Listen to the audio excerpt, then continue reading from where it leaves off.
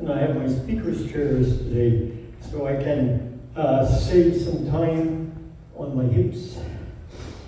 I will ask Anthony to start us up with a meditation song, or praying if you like. Go ahead, Anthony.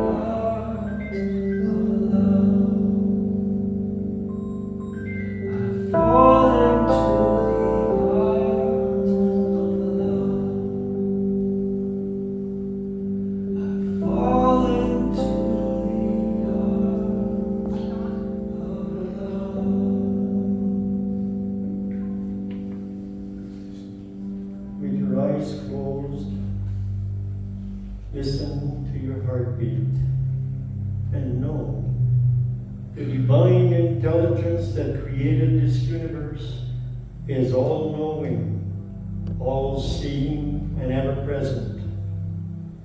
I'm aware of my oneness with this intelligence. I realize this intelligence flows through me. It is present in every cell of my body. Like a light within, it is showing me the way, offering me powerful insights, guiding me in the right direction. With a grateful heart, I open myself to this guidance. I let go and completely relax into this truth. I feel joy, peace, and love, knowing I'm always guided. And so it is.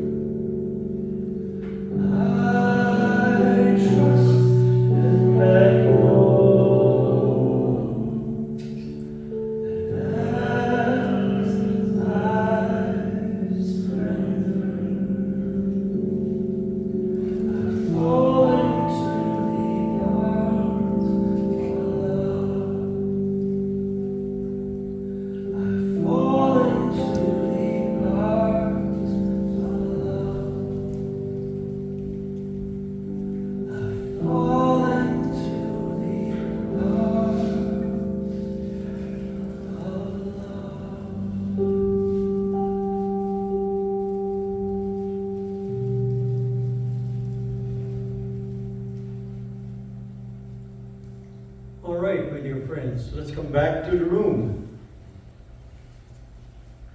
I was 18 years old when I began asking myself questions about consciousness. It started with, what is the difference between the conscious mind and the subconscious mind? And lo and behold, when you ask yourself questions, God listens, the universe listens, and it responds to you in the form of books fall on your lap, you hear a song, you hear people say something, and it kind of answers your question. So it's been a challenge preparing for this talk, because from 18 years old to 79 years old, 61 years of learning to be condensed in 20 minutes. It took me quite a bit of work to put together the tidbits that mean something. When I ask people, what is consciousness? I get different answers. Some people say, I don't really know. And other people say, oh, it's being aware of what's happening around you. And other people say, why do you ask? What does it matter? What does it matter if you know or don't know what consciousness is? You know, and these are all good responses, really. But there's a lot about consciousness that needs to be said. And for some reason, when I add the word divine to the word consciousness, it complicates matter. So today my talk is about divine consciousness. The word divine is a short way of saying the presence of God is in consciousness as it is in everything. Consciousness has been labeled as an abstract subject. That's why it is difficult to talk about it or explain what it is. Let's not forget that God created consciousness. So, to put all this into perspective, I'm going to tell you a short story.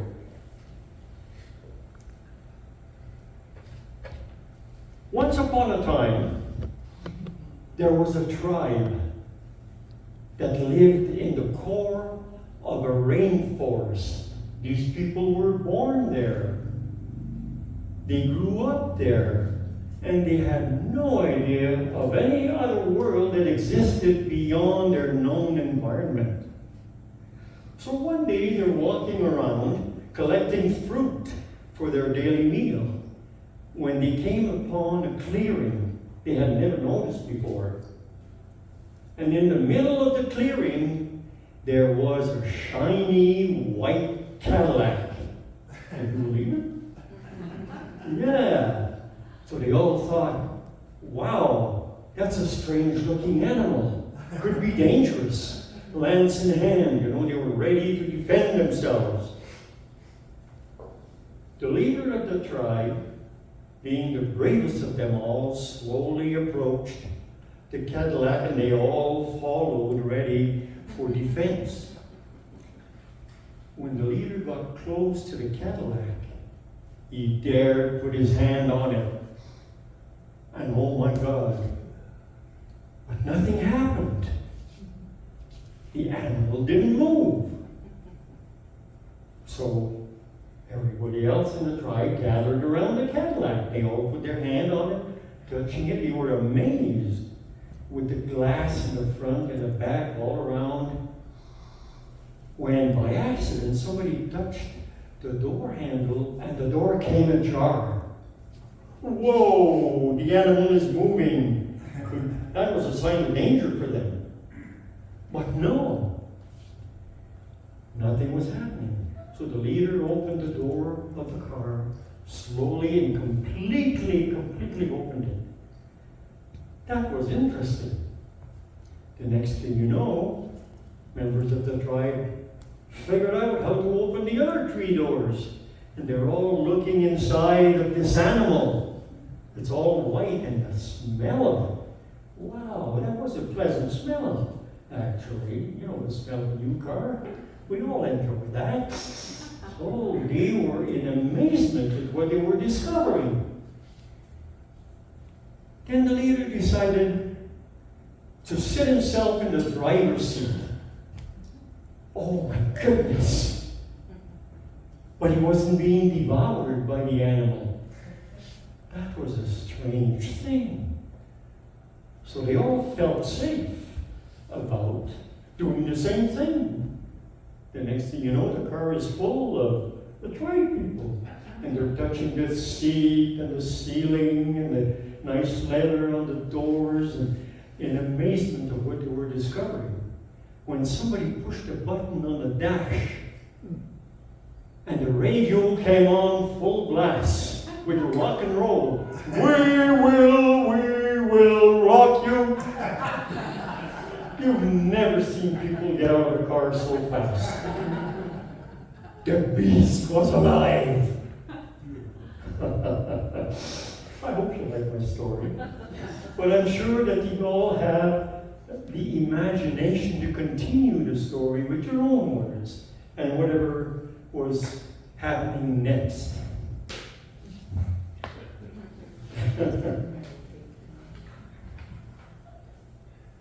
You all understand that the Cadillac is a metaphor for consciousness.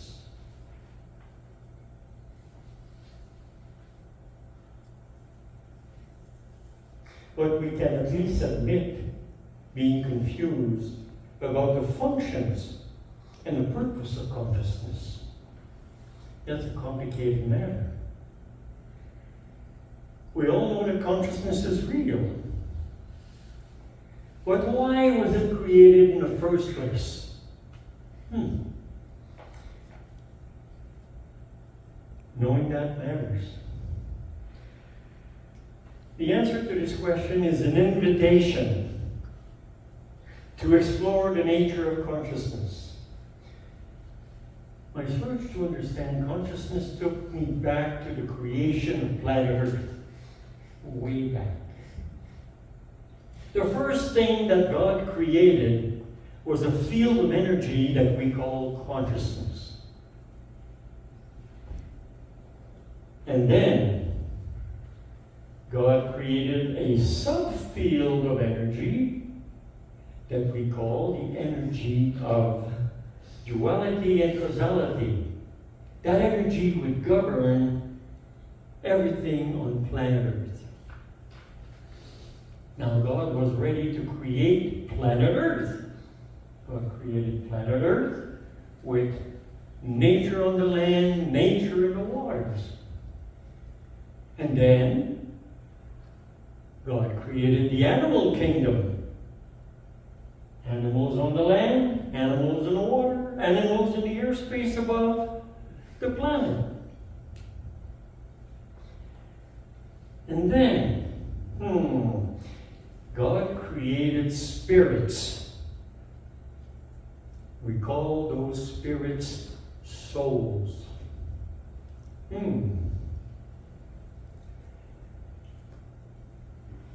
The souls were created to the image of God, pure and capable of self-development and evolution. They were also gifted with a consciousness body. Have you ever heard of that before?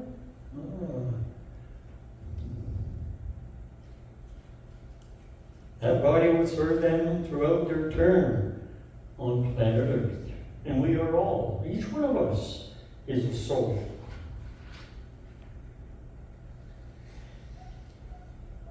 Now, I want to read to you what Charles Fillmore had to say about spirits and souls. In the book, The Revealing Word. The Revealing Word is a book written by Charles Fillmore, which it's like a dictionary where Charles defines the his meaning of the different words that we use.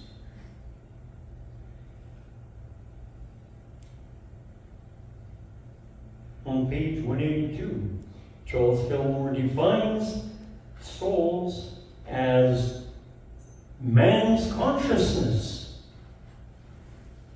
Interesting, this was in the 1800s. And Charles knew something about consciousness at that particular time. He continues on to say, in its original and true sense, the soul of man is the expressed idea of man in divine mind. That's quite a definition, but if I translate it to simple words, it means that we are aware of the presence of God within. That's very simple, isn't it? He then goes on to say, man is spirit, soul, and body. The spirit is the I am, the presence of God within. The body is soul expressing, and soul includes the conscious and subconscious minds, which were the questions I was asking when I was 18 years old. And Charles Fillmore had already answered it in his writing, in his book, back in the 1800s. So there's nothing new about consciousness. We just are not aware of what it all means. And he says, the body is the outer expression of the soul, and bodily health is exact correspondence to the health of the soul, and soul development is the unfoldment of the divine ideals of the soul or consciousness of man. So he outlines that the soul has a role to play with consciousness or above consciousness.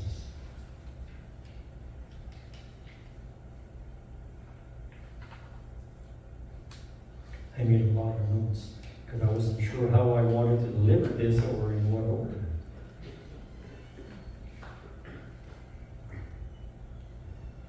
So, oops, forgive my stumbleness.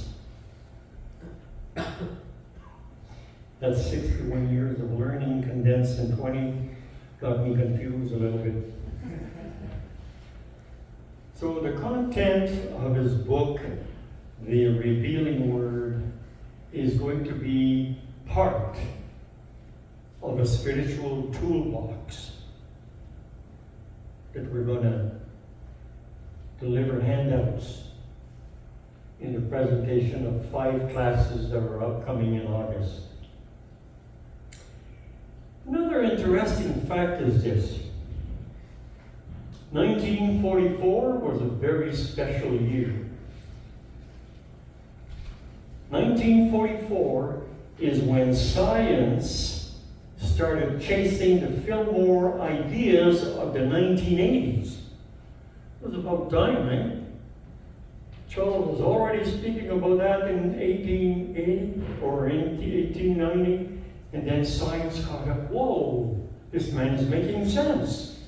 He started considering what Charles was saying. And then, 1944 is when quantum physics or quantum mechanics stepped on the stage. 1944 was also a very special year. It was my year of birth. That's when I was born. And my mission, my purpose for being born in that year is to continue the work of explaining consciousness to myself and to everybody that's interested in hearing what I got to say. Now I'm going to continue the story about the creation of earth, where God had created spirits and souls. God then created human bodies for spirit souls to inhabit. Spirit souls in human bodies were given dominion over all that's on planet Earth, but you were not given the possession of it.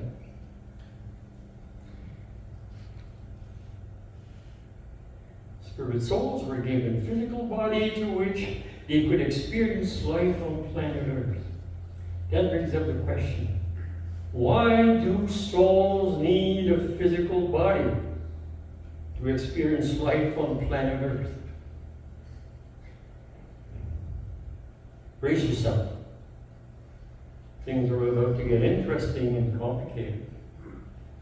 So did you ever think about that? Why do souls need a body to experience life on planet Earth? So back to the story in the rainforest. There is a scientific explanation for the mechanical structure of a Cadillac. Any mechanics in this room? If you come across a mechanic, he'll be able to tell you about the details of the structure of the Cadillac and all that makes it work. There is also a structure to consciousness. Any consciousness mechanics in the room? Yeah, I see a few hands raised up. Yeah. So that's going to be interesting, you see?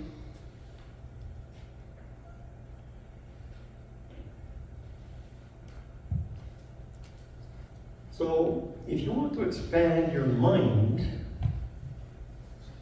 or your knowledge about the mechanical structure of consciousness, there will be consciousness chats that will start in August, where people attending will be able to share what they know about consciousness, and in the process, learn from each other and learn from the content of the chats. Like I said before, we will have tools from Spiritual Toolbox and also tools from the script that I put together describing a dialogue between souls and consciousness because they talk to each other. And that's what I was doing when I was 18 years old, asking what's the difference between conscious mind and subconscious mind. I was talking to, who knows, the universe. So consciousness has as many components to it as the physical body. Think about this. The physical human body is made, the physical human body, which has a limited lifespan, is made of flesh, bones, the central nervous system, and organs. The commanding organ of the physical body is the brain. The soul's consciousness body also has its own structure, and it has eternal life. It has a central nervous system called emotions. It has organs called thoughts and drives. It has a commanding organ called the mind.